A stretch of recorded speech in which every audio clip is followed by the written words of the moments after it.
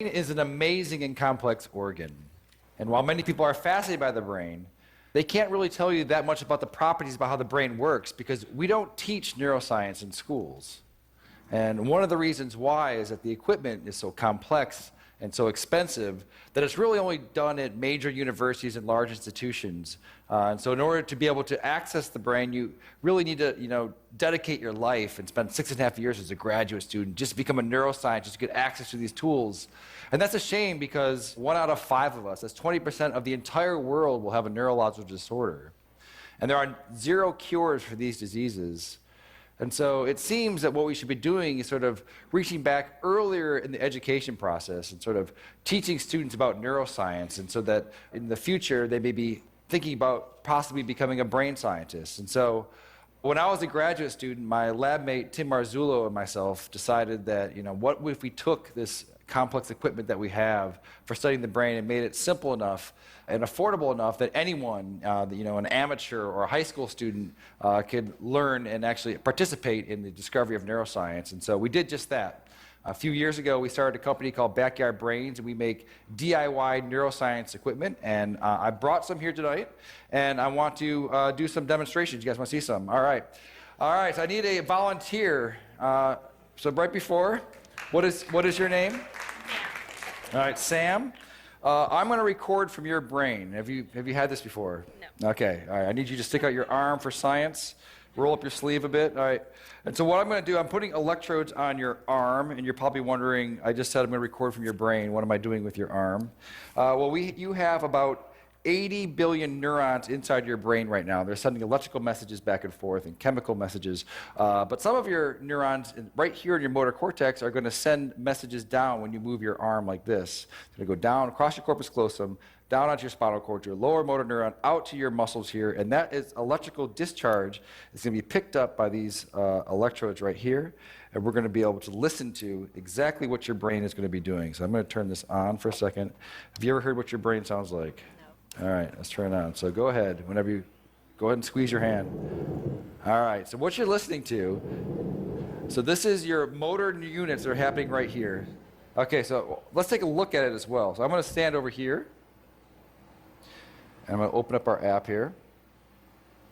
So now I want you to squeeze. Yeah, so right here, these are the motor units that are happening from her spinal cord out to her muscle right here. And as she's doing it, you're seeing the electrical activity that's happening here. We can even click here and try to see one of them. So keep doing it really, really hard. Yeah, so now we've paused on one motor action potential that's happening right now inside of your brain. Okay, do you guys want to see some more? All right. That's interesting, but let's get it better. Okay, I need one more volunteer. Okay, what is your name, sir? Miguel, all right. You're going to stand right here. So Miguel, when you're moving your arm like this, your brain is sending a signal down to your muscles right here. I want you to move your arm as well. All right, so your brain is going to send a signal down to your muscles. And so it turns out that there is a nerve that's right here that runs up here that innervates these 3 fingers. And it's close enough to the skin that we might be able to stimulate that, so that we can do is copy your brain signal that's going out to your hand and inject it into your hand so that your hand will move when your brain tells your hand to move. And so in a sense, she will take away your free will, and you will no longer have any control over this hand, okay? You with me? All right, so I just need to hook you up. All right, so I'm going to find your ulnar nerve, which is probably right around here. You don't know what you're signing up for when you come up and... So now I'm going to move away, and I'm going to plug it into our human-to-human interface over here. Okay, so Sam wants you to squeeze your hand again. All right, do it again. All right, perfect. So now I'm going to hook you up over here so that you get the stimulus. It's going to feel a little bit weird at first. This is going to feel like a...